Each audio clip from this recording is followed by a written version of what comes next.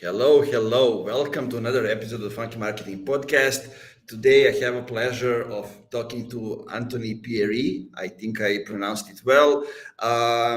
Somebody who I know from LinkedIn, and he's buzzing all around these days, and talking about one or maybe a few outside of it specific topics, which is messaging. And I like that a lot. He's a co-founder of Fletch PMM and a lot more interesting things. But Anthony, welcome to the show, and please tell me more. Yeah, thanks so much for having me. Super fun to be here. Love a good LinkedIn Live, and yeah, excited to dive in. You did a decent job, right? We focus primarily on early stage B2B SaaS companies and really helping them figure out how do they want to position their product, and then rather than having that positioning live in a nice strategy doc, some sort of PowerPoint that often gets stuffed in a Google Drive folder and never viewed again.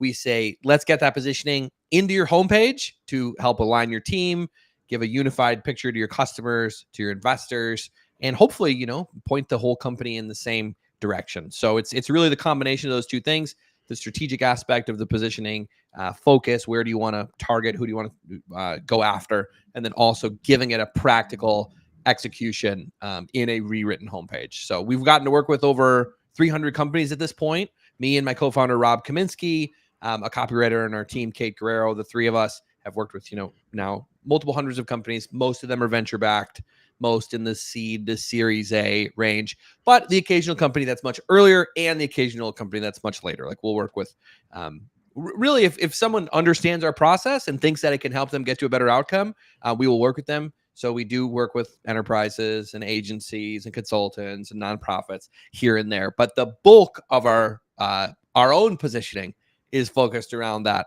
earlier stage before you've really hit hockey stick growth, trying to figure out the best way to position, because we found that's really like a hole in the market.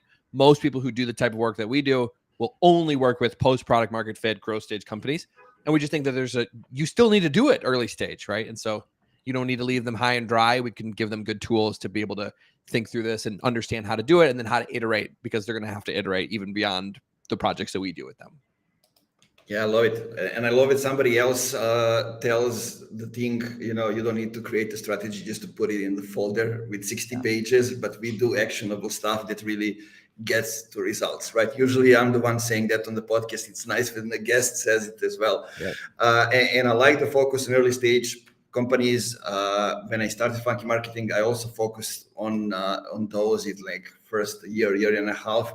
And it's extremely difficult, right? And if you can really help them, that's massive, because usually somebody who comes in there to owns marketing is usually like at the cross, crucified, basically, right? On one hand, it's investors, it's the CEO who wants to get shit done really fast. On the other hand, you have the awareness that you need to build for the long term as well. And then messaging and positioning becomes extremely important. Yeah, absolutely. You put it greatly. Tell me one interesting thing that I saw. So you were a pastor before, and you were also a content creator for a newsletter with 350K subscribers, something like that. So uh, seems like no matter what you do, you're great in catching the attention, right? So there is one thing, and kind of interesting question to kick off the things. So the secret to good product messaging, is it just divine intervention, or there's a formula to do it? Yeah. It's funny. I was on a podcast a couple weeks ago, and then the host did a debrief episode where it's basically I chatted with the one lady for an hour, then they did an hour-long breakdown of our conversation, and the other lady came in. She was this like marketing expert, tons of experience, and she was like, Anthony's just doing basic marketing.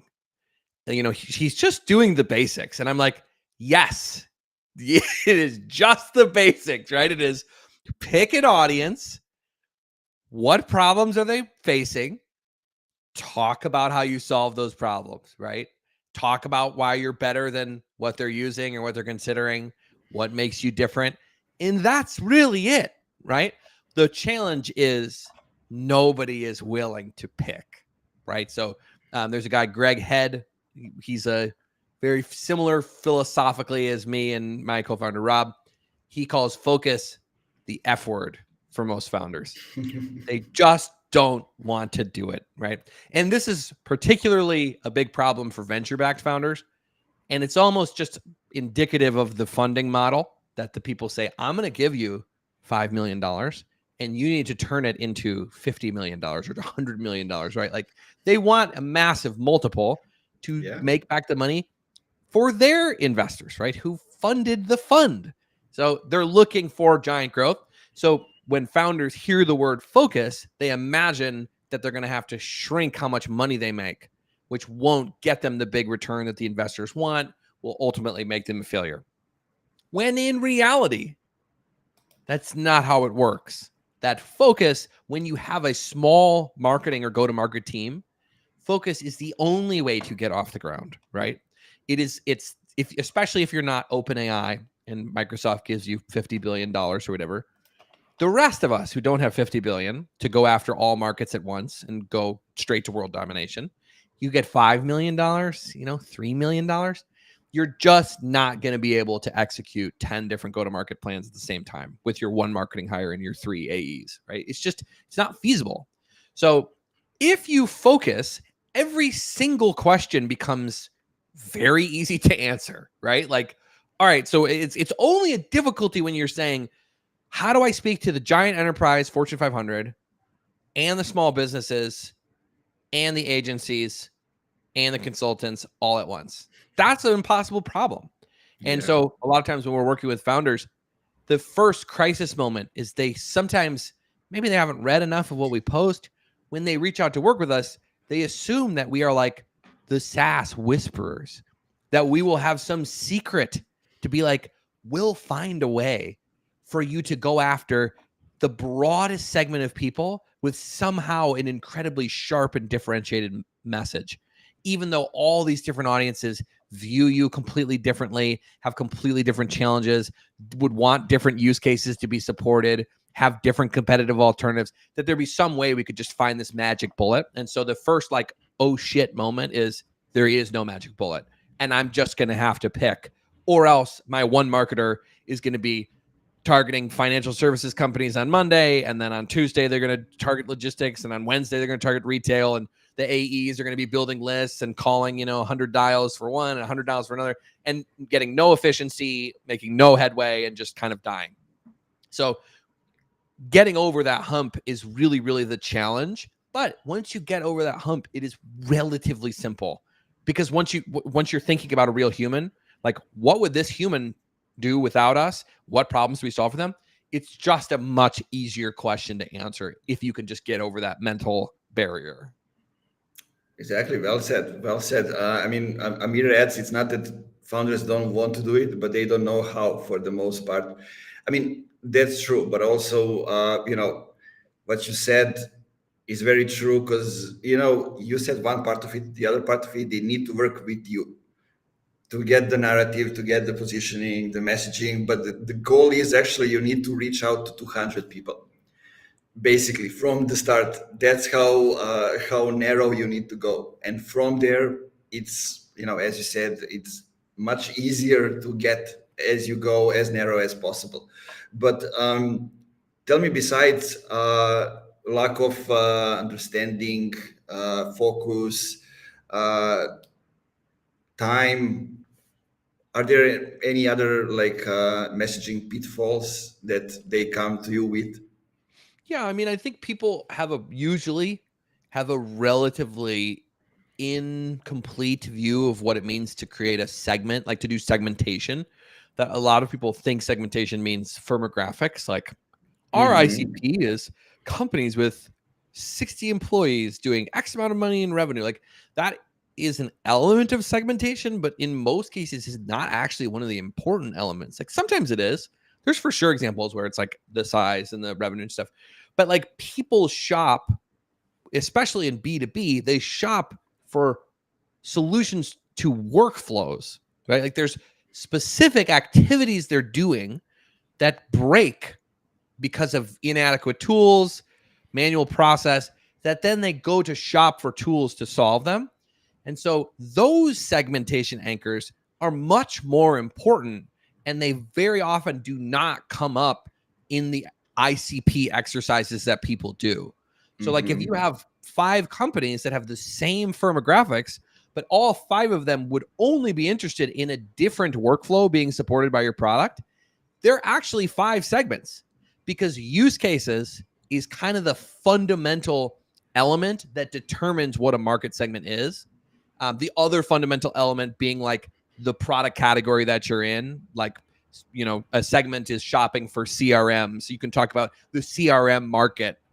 That's the other fundamental aspect to it. But if you don't use one of those angles, picking a use case to narrow in on, you're going to actually not get the marketing efficiency that you think you're going to get, despite having, we've got 25 firmographic details for this ICP. We're really, really dialed in, but you actually won't get the efficiency because you can't just go out there and say, are you a company with 500 employees doing 50 million in revenue? You should buy our product. Because it's like, that's not actually the thing that makes them go shopping. Of like, you know, well, I self-identify as a mid-market company with, you know, X headcount, and I shop for solutions. You know, that's just not how people buy products. They have workflows that are unsupported by tools, and they go looking for tools to support the workflows. And if you can't say, hey, we are for this workflow, if you refuse to do that, you're not going to break through. Tell me now, I see, especially here in Serbia, in this part of the world, like there are a lot of service-based companies, outsourcing companies, and like 2 developers, 2 engineers sit together, they see a problem that they have, they decide, okay, we're going to go out of the company and create a product that will solve the problem, right? And they fell in love with the product. And it's not the only example. There are so many of them. And I see so many companies. We had a discussion the other day on LinkedIn about, do we actually need an MVP, and what's an MVP, and how do we, you know, go for it? How early do we need to get the feedback? So to get to that point, how do we actually help them realize that they need to think from the customer's perspective? Yeah. I mean, it depends, right? Like there, a lot of times if you're solving for your own pain point, that can be a way to discover it if there happen to be other people who are in your same bucket, right? Who are doing the same things as you. But if you think about grouping people based on use cases, or like, you know, the other term that's common in the parlance is jobs to be done, right? Like building products for jobs to be done is inherently a customer-centric activity, assuming it is a real job to be done that people are trying to accomplish, right? So like we've often said the examples of companies like Calendly, where it's like the job to be done of schedule a meeting over email between 2 people. Like, I need a better way to find the right time to schedule a meeting and get the stuff on the calendar. And so like that is a segment of people who are doing that. And so building a product for that segment is why they were able to go really big, really fast, because there's so many people who are doing that. And so they, at the beginning, they didn't really need to layer on like, well, we're only for small business, we're only for companies, because it was a use case based segment. It was a job to be done based segment that is really, really pervasive and broad. And so customer perspective is thinking more of like, what do customers actually do, right? And how could I build a product and market the product for the thing that how they would describe what they're doing. And it's like this is a big pitfall, right? Is people will be like, my product helps, you know, increase productivity. And it's like, great, that's an outcome, but you need to give them an activity where it sits in, right? Is it a time tracking product? Is it a to-do list style product? Is it and a lot of times you'll see that like functional activity missing from the marketing messaging. And ultimately you'll be leading with all these outcomes. And people are like, there's no point in the day where I sit down and I go, okay, from 2 p.m. to 3 p.m., I need to increase my productivity. You would say from 2 p.m. to 3 p.m., I need to set up time tracking. Or from 2 p.m. to 3 p.m., I need to get my to-do list in order. Or I need to chug through my email. Like all those functional activities is where you actually find the resonance in the marketing message, not just in these outcomes of those activities. Yeah, I think I heard April Dunfield talk about that a lot. How do we tie them activities with values and all those stuff? But We have a question to kind of elaborate a little bit about services, right? Because we talked about product, and I wanted just to give Harish a kind of an overview of what I did with Funky Marketing. Right before I went from B2C to B2B, I talked with 260, 270 people from LinkedIn. I had a lot of connections and I just talked to people and I saw a gap. It started to appear and it grew, and there was a hole that nobody was covering in early 2020 or late 2019.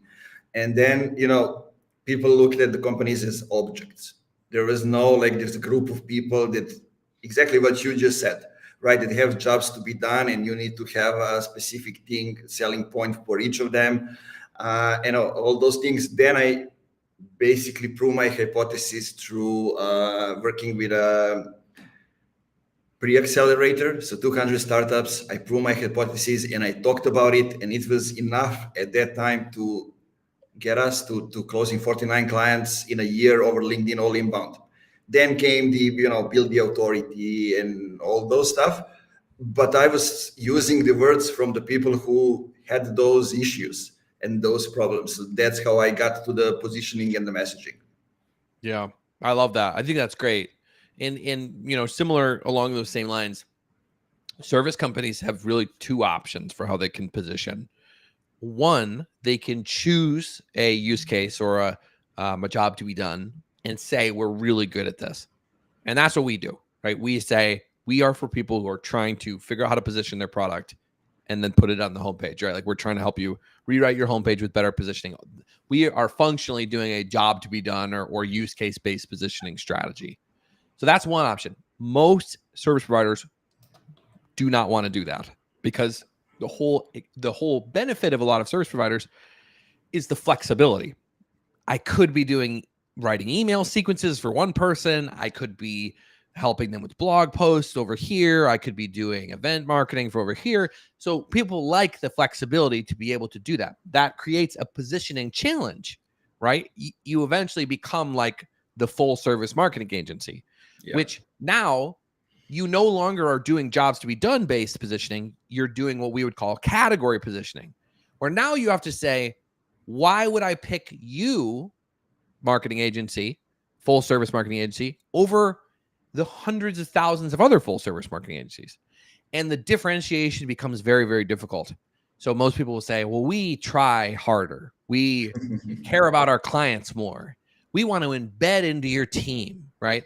We're not just like a service provider. We own the problem just as much as you do. And you're like, everything you're saying may be true, but every other marketing agency is saying the same thing. So you are not helping me differentiate of why I would go to you over the other ones. There are some ways, again, they require focusing to create differentiation, even in the custom service world. For example, we know an agency that did full service for anyone, and then they launched a second agency that was full service product development for logistics companies. Smart. Now we're talking. Now we've got some differentiation, because why would I pick you over all these other ones? We're the only ones who are experts in logistics. We've got all these great case studies with big logistics companies. We have great logos. You've probably heard word of mouth that we do this. We'll come in and solve your custom problem, but now we have real differentiation over the others. Some other examples of ways to differentiate for service companies, like when the company Design Joy came out with this innovative pricing model where they said it's a flat subscription for unlimited designs.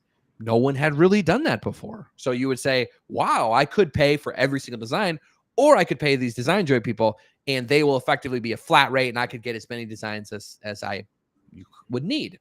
So, right, pricing structure, business model, that's another way to differentiate. We've also seen people who do like very productized things, like similar to us, where you would be like, we have this really tight process. It's our proprietary method. You get this single output and like, all these different ways that you can stand out as a service provider. But the same underlying principles are true for a SaaS company as it is for a service provider. Will you pick a job to be done to be anchoring your positioning around? Or if not, will you choose what category you're going to play in and just say why you're better, right? Like for the SaaS companies out there, if you're a CRM and you go to market as a CRM, You basically just have to say, why would I pick you over Salesforce and HubSpot and the other CRMs? That's like a category-based option. There isn't even a job to be done in that framing because we know what the jobs to be done are of CRMs. So we'd be like, I want you for all the jobs to be done that would apply to a CRM. And now I just need to know, why would I pick you over the other CRM? And so the differentiation just happens at a slightly different level of abstraction. Yeah, I love that. Short answer. If there is one thing that you would recommend to people to do now to kind of have different overview or improve their positioning, what would it be? I would, we have this canvas, and I can share it too. I don't know if I have it in a post yet. We've had a bunch of versions of it, but it basically is like just answering these questions, like what company are you going, what types of companies are you going after, what type of category are you in, all those things. There's 2 boxes though, and I would look at the hero image of your homepage, the H1, the H2, everything above the fold, and I would just see, do you answer one of 2 questions?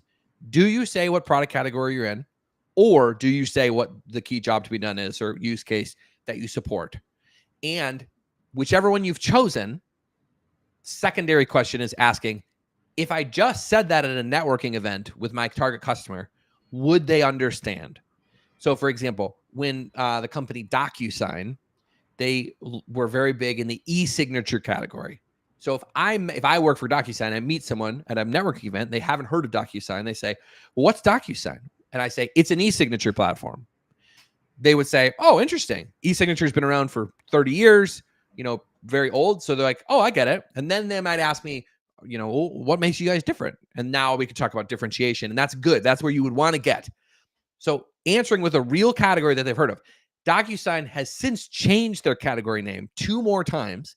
And now they say they are an intelligent agreement management platform. If I met someone at a networking event and I say, what's DocuSign? And say, well, we're an intelligent agreement management platform. They'd be like, I don't know what that is. So that would, to me, would not pass the test of what it is, right? Flip side. So like that, if you answer with a category that is real, I would say you have passed the first positioning test. Secondary one, if you don't have the category, do you say a use case or job to be done that would also suffice at a networking event, right? So you meet someone from Calendly. What's Calendly? Oh, it's a tool that helps people schedule meetings online over email. Answers the question. I don't care what the category is. Oh, super interesting. How does that work? Like answers. If I'm like, we help, companies solve complex problems and drive business transformation. Like that doesn't actually, I'm like, okay, interesting. Can you tell me more? Like, what do you do though? Like, what is the product? So that's like a quick test you could do on your own homepage, looking at the hero. Do I at least say a real category or do I say a real, well-understood activity? Yeah, I'm thinking about it. And, we often forget that one part, that second question, how to relate all the things we do in this digital world to the offline world, right? Do we actually act like we would if we met somebody offline, if we would pitch something offline to a person in a meeting and all those things? And I think maybe an important thing to emphasize is, because I heard it very often, your mother needs to understand it. She doesn't need to understand it. Your target audience needs to understand it. Yeah, absolutely. And that's the thing. It's like, that's why I used to say you're at a dinner and someone asks you, but that's when now I say it's like a networking event in your industry, right? Because it's like, you need a base level of knowledge. If I said to my grandma, oh, it's a CRM, she'd be like, I don't know what that is, but that's a very well-known category for most target audiences in business. Yeah. So tell me why homepage is important and why should we focus on a homepage? Yeah, I think we've picked homepage primarily just because it's so accessible. There's other people like April Dunford. Her output of the positioning exercises is a rewritten sales deck, which has a ton of merit and makes a lot of sense of like, if we can get our sales teams aligned, that will drive business outcomes. And so that's really important, really good. I think that's an amazing approach. We do homepage because we're solving a slightly adjacent problem. And I think she comes at it from a different angle, right? We say, let's get your homepage right because it's so easy to get to, right? Like I can just type in the URL and there it is, right? I can see exactly who you're for, what you do, what you replace, all those different aspects without having to look anywhere. Like to me, a sales narrative is good, but it's also not like a publicly available document that everyone has access to. And I can just go see what's our sales narrative, right? It's going to be somewhere in a database in the brains of the salespeople. And so for us, we're like, the homepage becomes a great house for the positioning to live. And especially in early stage companies, like it is usually you don't have like a really robust marketing messaging house or something like that. So having some place that's public, easy to digest, just seems to work really well at aligning the company and helping get the message out there for customers and potentially investors. I'm thinking, and I had the same experience, just a little bit different, because selling strategy is an extremely hard thing, and it's generic, right? As generic as it can be, and a lot of people have different things about strategies, work with a lot of stuff. So I figure out one thing I need to do. I need to find the open door that I can get in, no matter how big or small are those doors. So like, I don't like to be considered as somebody who helps companies with LinkedIn, right? But companies love LinkedIn, love talking about it, they spend time on it. So, okay, if I can enter as through the LinkedIn workshop, I can, in 3 or 4 hours workshop, I can show them exactly what I know, how do I talk, what the experience do I have, why do they need to care about the strategy, right? And then I can climb all the way to the executive level people or the board and everybody else and talk about strategy in a different way. Because then I have the authority, right, from inside the company. And it's always, important to think about these things, because we always think like, what's the big sell that we should do? Yeah, I love that. I think that's a great way of thinking about it. I mean, I got into it unwillingly, but then I realized, okay, that's actually smart. Yeah, sure. Usually how it goes. So let's talk about some of the mistakes that you see that companies make when it comes to the homepage.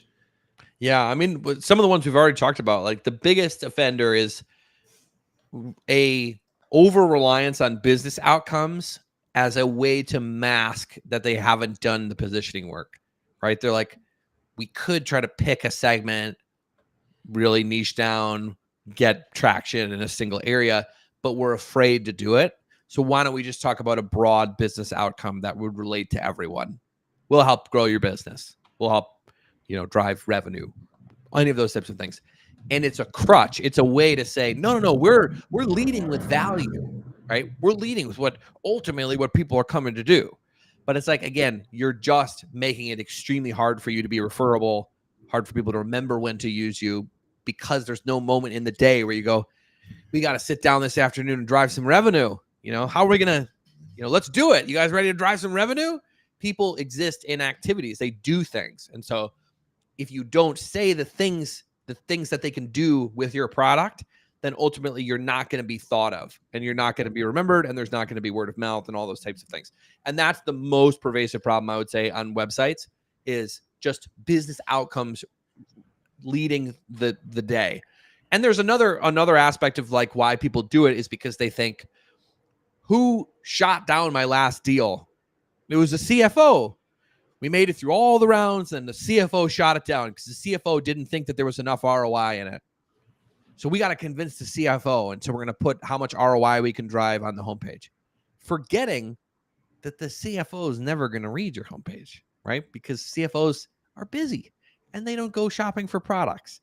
They let all the team shop for products and then they do a veto. So it's like when you switch the audience to this final decision maker, you lose your champion in the process. And the champion is the person you want to convince. They're probably a director or a VP or something, some level of sort of amount of clout, probably not an IC, like an individual contributor, someone with clout, but they're not the C-suite, right? The C-suite, especially of a mid-sized or enterprise company, is just not shopping for software. They've hired people to do this for them. So, and again, right, caveats to that, when giant enterprise companies sell to each other on the golf course, right? Like CEOs are like Mark Benioff of Salesforce is hanging out with the Fortune 500 CEO and is like, you guys should use Slack. Like that happens, right? Deals happen at these golf courses. Again, not on the homepage, right? Like it does not matter if the two CEOs are chatting and they decide, hey, we want to adopt Slack for our enterprise company of 50,000 people. What was on the homepage of Slack is almost negligible if that's where the deal was happening. So it's like, remember, the point of a homepage is to speak to real humans who are trying to get answers to these questions and are in the market or pre-market, but are thinking about getting into the market. Those people actually care about these things, and they want to know, will this be able to do the stuff that I need it to be able to do? Not just, will it drive the business outcomes that I'm looking for? Yeah, exactly. And there's always a thing that I think people forget, that, buying your product is should be actually one of the top 3 decisions that they will make in a year, possibly depending on the pricing and everything else. But it is one of the few decisions, especially if you're a startup targeting bigger companies, they buy a product once in I don't know, let's say 2 years, and they will use it. It's hard to get out of it and buy again, right? So it's not an easy decision, but you put a lot of thought into that decision. So you need to give them the bandwidth to actually operate with inside the company. Yeah, absolutely. That's a great way to put it. Like, and like people like Matthew Dixon from Challenger Sale. He had a new book out. I'm blanking on the name, but he's talking about, like, it's never been harder to buy software, right? Like it's extremely really it's a stressful experience where people could lose their jobs. Like, hey, you took us through this whole buying process. We got this thing and it didn't work out. Like, people do not want to make a mistake. They don't want to buy the wrong thing. So you want to be speaking to that person, understanding how hard it is for them to make this decision, and be aware of it and be like, I want to help them have all the info that they need in order to get a sales conversation started. We have a question, and I think it's the right question for the right time. What if you have 3 main use cases relevant to a specific segment, ICP? How do you choose which one to prioritize and focus on? For example, probably one of the ways is analyze the competitors, right? And see what are they focusing on, and is there a gap that you can fill in? Yeah, and there's a thing that happens. So as you go more specific on a use case, the smaller you narrow it and the more context you give it, the more that your messaging will resonate, but likely the smaller the market will be. So like, if I go down to just one person and I build a business case for a single company based on their unique issues and challenges and context, that will be the most powerful resonant message possible. But it will also only apply to one company, right? If I'm like, this is for Walmart in this state, trying to do this specific thing, I cannot just take that and use it for Target. And, I would have to abstract away things. So it's like, the more specific you go, the better in terms of message size, but then market size shrinks. So you want to find the right level of altitude. So if you say, let's say you have 3 use cases, do they fall under one broader use case? Like, I'll give an example. Let's say you have a product that's really good for cold calling, cold emailing, and cold LinkedIn DMing. You could argue those are 3 different use cases. And there's an argument to be made that there are entire companies launching and going to market just on one of those things. That they only do LinkedIn DMs, they only do cold emailing, they only do cold calling. Or does it make sense to go up one level in abstraction and say, we do outbound sales? And now these are no longer, these sub use cases become just supporting arguments for the bigger use case. Now you could argue outbound, setting the altitude at outbound sales is a more abstract, less crystal clear thing than saying cold emailing, right? Because someone may be shopping for a cold emailing tool. And if you say you're an outbound sales tool, it won't quite be the same level of resonance as if you had just said we're a cold email tool. So it's a constant trade-off of finding the right level of specificity and abstraction, where you're trying to balance the market size of the use case and the resonance of the messaging. So that's how I would try to choose it. Like, do we want to anchor on one of these sub use cases, or do we want to abstract out to one level higher use case that they all kind of fall in, but know that it's going to be a slightly watered down message? Amazing. I hope that helped. Let's make a break from all this and focus on what you guys do, because at one moment you started to appear on LinkedIn, getting the engagement, all those things. But what I'm seeing from other people talking about you guys and the services that you gave, like, there are results over there. You are not only creating, the audience, the engagement, but also converting it. So let's kind of talk through what are you doing differently besides rants. We all do them. I follow your rants. I also do some of mine, and it's really enjoyable thing, but it's not the only thing that we can do, right? We need to do a lot more outside of that. And we cannot rant every day. Yeah. So wait, so what was your specific question again? I think I missed that. Yeah, specifically, what are you guys doing on LinkedIn to, get the business growth and, create the engagement first and then convert it to the real business outcomes? Yeah, for sure. So there's a lady named Wes Ko. I think I'm pronouncing your last name right, hopefully. She has these two concepts that have been kind of North Stars for us. She calls certain types of content. One of them she calls a spiky opinion, which is usually like a differentiated point of view on a topic that is kind of counter to the main grain of like best practices, something that makes you stick out. And that's kind of like our rants, like the things where it's like, when we say things like, people do care sometimes more about the features than they do the business outcomes. Like, that is a spiky opinion, because so much of the discourse on LinkedIn is nobody gives a crap about your product. Nobody wants to play the feature versus feature game, all that type of stuff, right? It's only about the value you can drive and the business outcomes you can unleash, right? When we say that doesn't actually match how humans buy products, they actually do care a lot about the features and the functionality. And to even prove that people really think this, it's like, okay, if you think you're one of those people don't care about products, put your money where your mouth is and remove your product demo from the sales process. Let's see if you're willing to do it, right? Do you really believe that the enterprise buyers don't care about it? Why don't you just take that demo out altogether? And they'll never do it, because they know deep down they do care.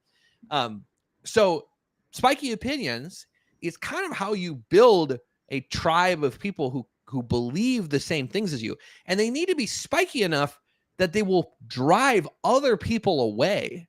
Like, if you go out there and say very vague, polarize, right? Exactly. It's polarizing, right? If you go out there and say, hey, you should really think about talking to your customers more. Like, of course, everyone thinks that. Like, that's universal. A spiky opinion would be, stop listening to your customers, right? Build in a black box and then reveal it. That would be like, whoa, this is different. Like, that would be, and I'm not saying you should do that, but that's just an example of something that would probably get a lot of traction on LinkedIn. If you said, you should, as a founder, stop talking to customers and build something and then release it, right? Again, probably not a smart idea, but spiky opinion. The other thing that she said very early on that we always come back to is these posts. She calls them super specific how. It's training how to do something that you do behind the scenes. And so people are very, very afraid to do this, because they're like, well, especially service providers, what if someone steals my methods? What if they can do it themselves and then they don't hire me? All these are real potential things that could happen, but there is a vastly larger group of people who do not have the time to do it, even if you explained every single step. And in the process of explaining every single step, all you're doing is proving to the world that you know what you're talking about, that you can do the thing you say you can do, right? It's like, we consider like the open source agency, right? The open source consultancy. Open source software is like, we give all the software for free. You can look at all the code. You could access it. If you would like help with implementing it, security, you could pay us to do the implementation with you. We are functionally the same business model. We're like, let's give you every single piece of knowledge and tools so that you can do this without ever paying us a dime.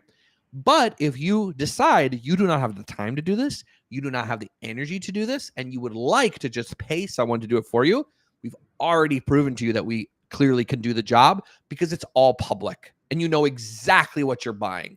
So all this type of stuff, the algorithm loves this because if you think about LinkedIn from a product manager's perspective, the LinkedIn product manager is like, how do I increase engagement?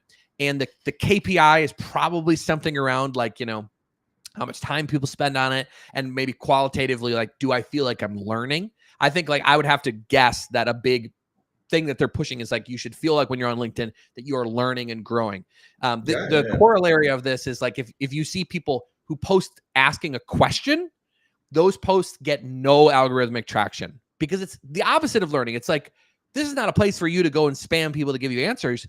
We want you to be contributing to the community. So anyone who posts extremely helpful stuff, that's just, you can go use it with no call to action, no download my ebook, it's behind a gate, it's just free value.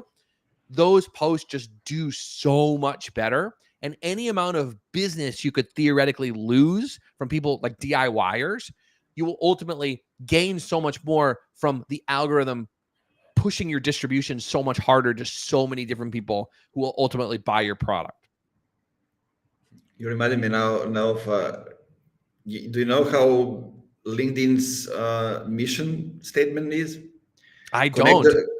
I always tell to the people, this is the first thing that I tell them when we start talking about LinkedIn. Go out and Google it. It says connect the world's professional and make them more productive and successful. Exactly what you just said. Yeah. Right. That's and amazing. Those are like 2-3 things that you need to know about LinkedIn. And if you do those things good, you will grow with it. Mm-hmm. You got to work with the platform, right? Like we live in such a crazy time where these algorithms have so much potential to boost things that would have cost a fortune, right? Like we get on the realm of like 12 to 13 million impressions a year. If we were going to pay for that type of impressions to the types of people that read our posts, CEOs, founders, it would be an astronomical amount of money. And effectively, it is the only cost of it is our time, right? We just have to take the time to do the post. So don't spurn the algorithm, work with the algorithm, right? Like don't just think about what would my customers want to hear. Think about what would the LinkedIn product managers want me to do? How can I do it in the algorithm's best interest that they will then promote me out, right? Which is like you see people who are trying to use LinkedIn's feed for things that it's not really for. Like they'll record a 25-minute video and put it in the LinkedIn feed. I'm like, LinkedIn's feed is not made for sitting and watching a 25-minute video. Like that's not how they've optimized the experience. They want you to scroll. So like thinking just even those types of things, remember that you have two audiences. You have the customers you want to win over, and you have the LinkedIn people running the system behind the show, and you want to make them both happy. We have a comment, and I think it's good to touch on it because it can be a spicy one. Just be your true self, and it will work. What do you think about that advice? I mean, true self is really important for sure, like the whole authenticity thing. But at the same token, it's like there are some angles and services that probably won't work. And this is the problem with entrepreneurship. It's not something you can A/B test, right? You're not going to optimize your way to finding product market fit. There's so many counterexamples where you have company A that was charging in this direction, couldn't get traction, pivoted, and then they got a ton of traction. But then you'll find a bunch of examples, different company B, charging in this direction, no traction. Suddenly it's hockey stick, right? Zoom's a great example. Zoom had been doing video chat stuff for years with not much success. Pandemic happens. All of a sudden, imagine if it was, the year before the pandemic is 2019, and they're like, we cannot get this thing to work. We need to pivot. They would have missed the giant opportunity. How would you know which one to do? It's just founder intuition. It's gut. It's understanding of the market. So being true to yourself is super important for sure. Knowing when to pivot. Like we pretend that these are skills. It's betting. We are just doing gambling at a big scale. You know what I mean? Like this is just gambling at the macro level. All of entrepreneurship is a giant betting game. And some people are successful and some people fail sometimes for the identical reasons, right? In one sense it worked, in one sense it didn't work. And there's 1,000 different factors. So you could argue that's an argument in favor of being true to yourself, of like, that's the only thing that is not going to change, is who you are, where your passions lie, and where you want to point your business. Perfect intro for the last topic for today. When do we evolve with our messaging? How do we know that it needs a refresh, right? It's not something that is set in stone. It needs to evolve as the company evolves, as agency evolves, whatever it is that we are running, it evolves over time, right? So how do we actually get the signals that we need to actually change how we are communicating the thing? Yeah, it comes down to kind of your internal company goals. So, for example, we're in this is the exact spot we're in right now as a consultancy. We do this homepage positioning stuff, and that's it. We've been hyper focused for over 2 years now, and every day we're greeted with new ways we could make money outside of the homepage. People ask for sales decks. People ask us to write the rest of the website. People ask us to do design. There's so many different opportunities for monetization. We could take the same positioning but expand beyond SaaS, right? We could say we do B2C now. We do nonprofits. We could add an agency arm, right? All these different things. It comes down to like, what are the goals? Like, is it like we want to grow way faster? We raised money.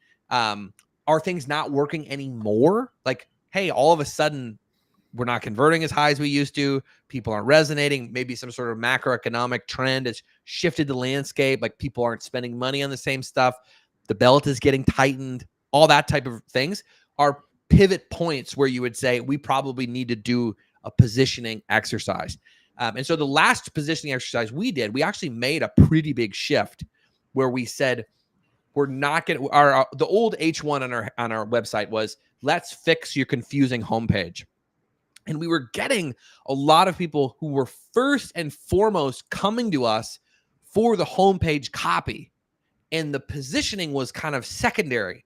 So what we realized is that the best projects were people who were coming for positioning and then wanted to get it on the homepage in that order, not the other way around.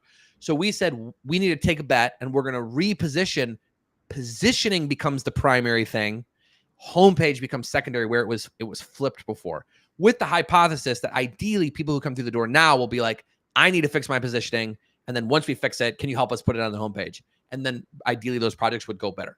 So it's still time will tell, right? Like, we changed maybe a month ago. It feels like it's helping, but again, these are hard to measure. This isn't a conversion rate optimization exercise, right? We're talking about deeper stuff than that.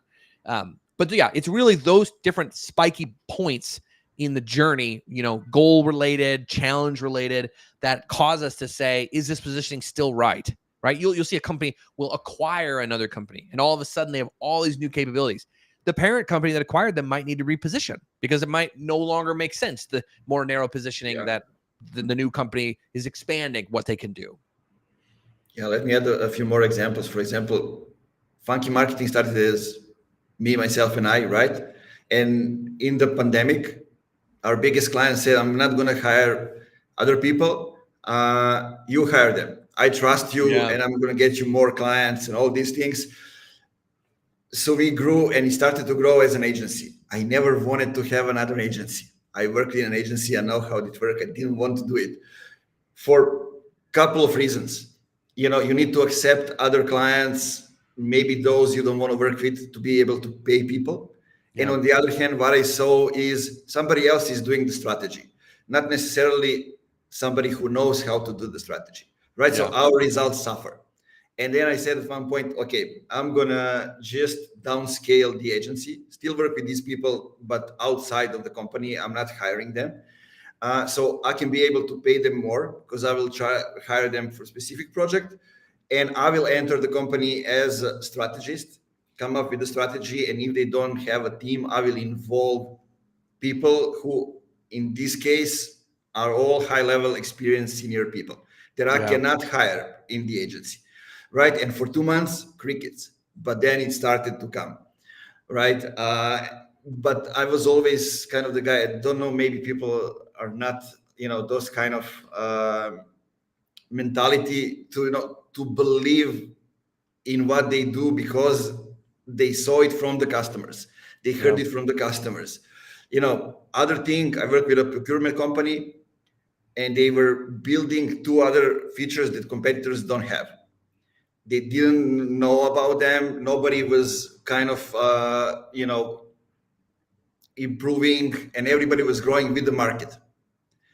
So they basically just rebranded, added the features, and got out of everybody. They left them in the dust just because they saw, these two features can help us actually win. Because when you are growing with the market, you are actually losing in a long run, but you are not even aware of it. Just a Yeah. couple of examples to spice it up. Yeah. I love those. I think those are great. Perfect. Anything we forgot to say today? I mean, we covered a lot, So Yeah, yeah, yeah. sometimes I feel like I'm a podcast and people are listening on 2x speed, like double speed. And I'm like, so I got to slow down probably some of these times, but yeah, we definitely covered a lot of ground.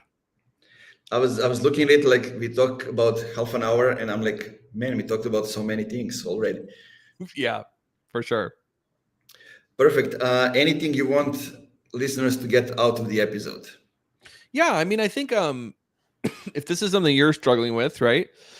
I would say, check out our content, me or my co-founder, Rob Kaminsky. We post about this stuff every day. I told you that whole open source analogy is true. Like we try to give you all the tools to do this on your own. So you never have to work with us.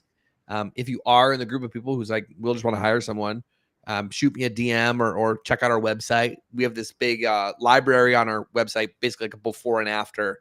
This is what they had on their website. Here was the challenges with that positioning. Here's what we got them to, and here's how we rewrote it.